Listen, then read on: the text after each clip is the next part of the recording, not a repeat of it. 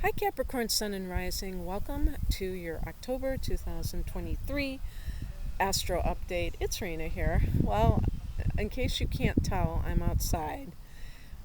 This was kind of a spontaneous thing I decided to do. So I'm in a park and I was just sitting here. So there might be environmental noises, but please let me know because I'm recording this from my laptop. It's kind of a long, uninteresting story, but I don't have my phone on me, so I decided to record from my laptop. That was what I used to do in the very beginning, but in the past, sometimes it's been kind of garbled for whatever reason. So please let me know if there's any part in the video, in the recording, I should say, that is garbled, so that I can have the heads up about that.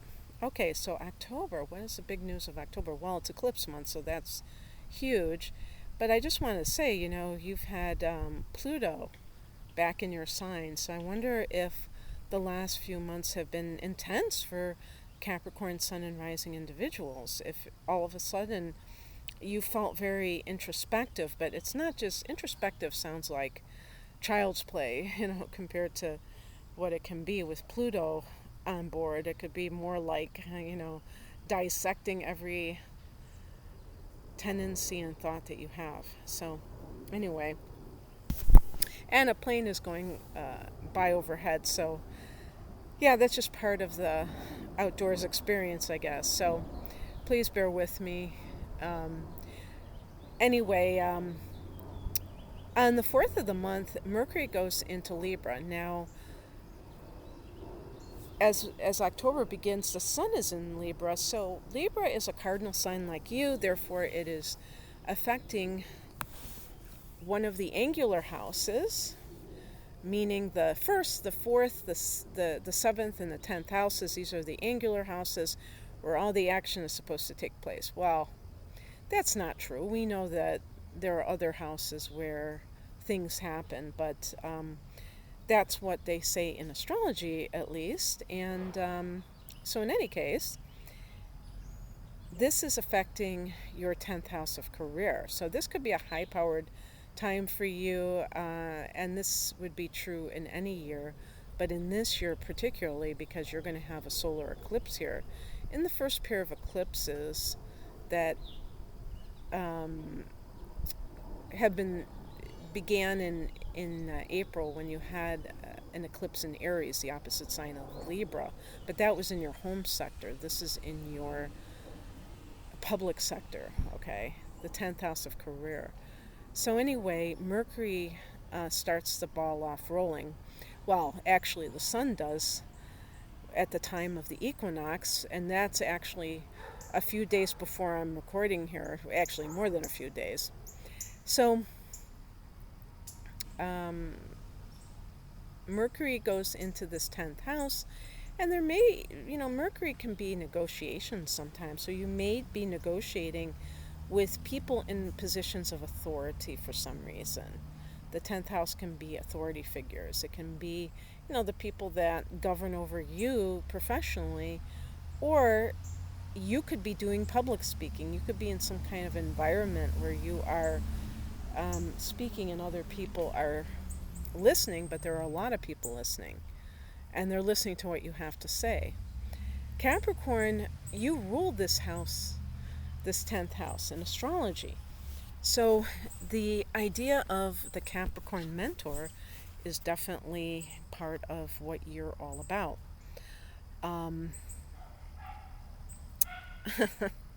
See what I mean?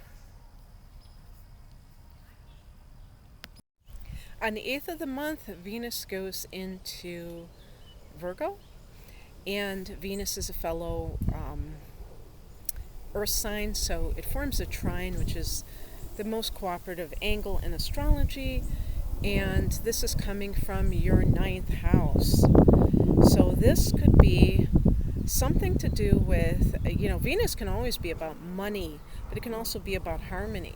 So what is the 9th house? The 9th house is foreign travel. Maybe you manifest money or attract, Venus is the attractor, money to be able to travel somewhere far away. And perhaps this was something that you've been wanting to do. And finally, you're going to be able to do it. Venus is also romance, so this could be with a foreigner, with somebody of a different race or nationality. Or, when I said nationality, obviously a foreigner would fit that bill, but I mean also like culture somehow, even if it's within the same nationality. But yeah, so being very expansive about your romantic attractions. And this can add harmony if you work in academia, which some Virgo, some Capricorn people, if you work in academia, you may find that you're getting along with people in your field. So that's happening. On the 10th, Pluto goes direct in your sign. I feel like this is going to take a little bit of the burden off of you because you're not going to be going within so much, and so you may be experiencing this sense of personal power. I think knowledge is power, so if you have been doing the work when it comes to yourself, that it's going to pay off. Actually, the first house is the body, so if you've been working out, this can be something where now you're, in the last few months since Pluto went retrograde, I think it was back in May, so maybe you've got like this toned body and you're able to do a lot more. On the 12th, Mars goes into Scorpio, and so this is a friendly angle called the sextile. It's coming from the 11th house of hopes and wishes and friendships and groups that you belong to. Mars can add a little bit of conflict there, so be careful about your engagements with people that are friends and acquaintances, because there might be an edge to it. And, truth be told, if you are trying to get something accomplished, you want to be able to, like in a group setting, you don't want to be too aggressive about it. And you may have a certain pet cause that you're really passionate about and you really want to get something done about, but you have to do so in a way that is not going to put other people off. On the 14th, you had a lunar eclipse here back in May, the last one in Scorpio, and so this may have been like kind of that, what do they call that, the grand finale, in terms of ending your association with a group or groups or friends that maybe no longer serve you. And this, by the way, this was around that time when I think yeah, as a matter of fact, I think Pluto went retrograde on May 1st. So the lunar eclipse happened on the 5th. So you may have said, look, I have to stay away from these people. Like maybe you wanted to quit drinking or something like that, and you realize, getting high, smoking weed, which is, I smell it everywhere nowadays. It's like, it became legal in my state a few years ago, and it doesn't smell like it used to, so that makes me a little suspicious. It makes me wonder what's going on with that stuff. But you may have realized that the people that you were associating with were bringing you down, that they were not enhancing your life, and you were able to just kind of let it go. But perhaps it isn't that easy, and there are still some people trying to get your attention. So being gentle, not being aggressive, is always a good plan. On the 14th, we have a solar eclipse. at 21 degrees of Libra, again, 10th house. Wow. This opens up so many doors for you, Capricorn. Go for it. Reach for the stars.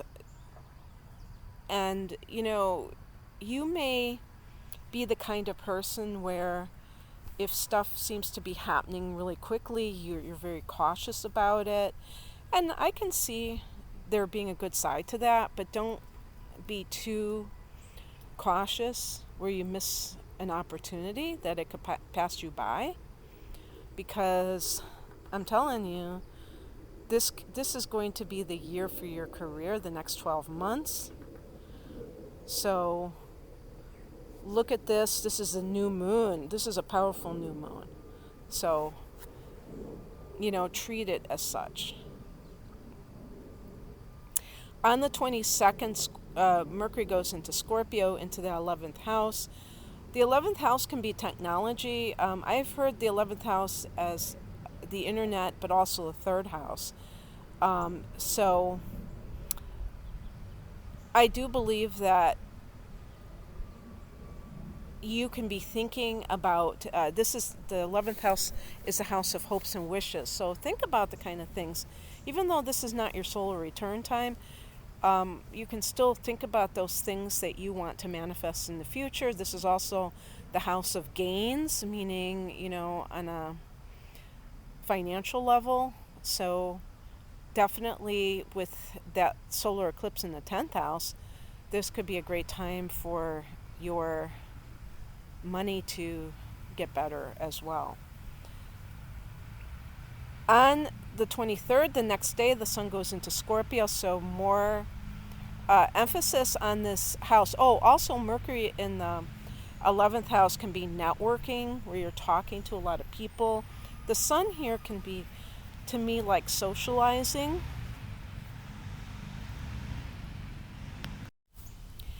And on the 28th, we have a lunar eclipse at 5 degrees of Taurus. So this is the 5th house for you of love and creativity. This is great for those kinds of downloads.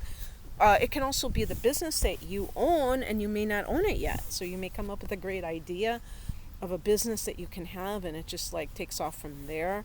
But it is at 5 degrees, so it could be that many of you will experience this lunar eclipse in the 4th house of home and family. If you do so, and this is the last one in Taurus, from that Taurus Scorpio axis, so this is that finale, the grand finale for sure. And in the home sector, this can mean that you're able to let go of where you are currently, residing. Sometimes we get attached to our home base, and it could be the physical structure that we're like, oh, I really want to move, but I can't let go of this house, or I can't let go of this apartment. But it is so freeing to be able to do that. Also, the 4th house is the house of childhood. So letting go of the past can be very freeing. And it's not even like necessarily conscious. This may be, given to you as kind of a present from the universe. So just know that you can feel the sense of freedom. If it is in your 5th house, which, technically I'm going to pretend that that's happening for everybody in Taurus, this could be love at first sight. That's how I see the lunar eclipse in the 5th, that you could,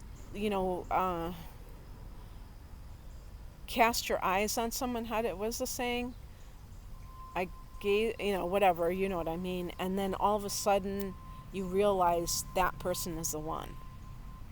So it could also be letting go of a love situation that was very hard to let go of, and maybe you just kind of had that person in that energetic, what do they call that?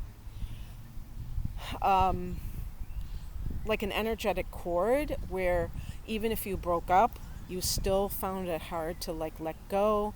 And if so, this can give you that grace that allows you to let go. Okay, that's what I have for you, Taurus. I hope that, I mean, Taurus, no, Capricorn. I know, believe me, I haven't been saying the wrong things.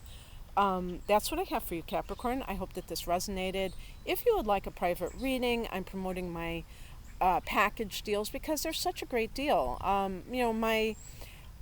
My regular price for a single reading, I think, is reasonable compared to other people in my field. But I do understand that, I take money very seriously, and I think, and I respect that. Money is, it's not, people have other things that they're, other goals for their money. So um, I'm not one of those people that say, oh, it's only this amount of money, because I know that it still is a big deal. But these are package deals, so they afford even more savings. And my deep dive is a double astrology reading, an hour of natal chart analysis, an hour of transits. It's around 85 US dollars. I don't know the exact number, but something around there. And so for 2 hours plus, because usually I talk longer than that, but at least 2 hours, I think that's a pretty darn good deal. And if you include, I even have a triple reading called the whole enchilada, which includes a tarot reading that's full length too, at least 45 minutes. And I don't know the exact price on that. It's something around 122 or something. I don't know what it is, but you can find out more information on all my readings at the link below. I'm at RainaMoonAstrology.com. Thank you for listening. Bye.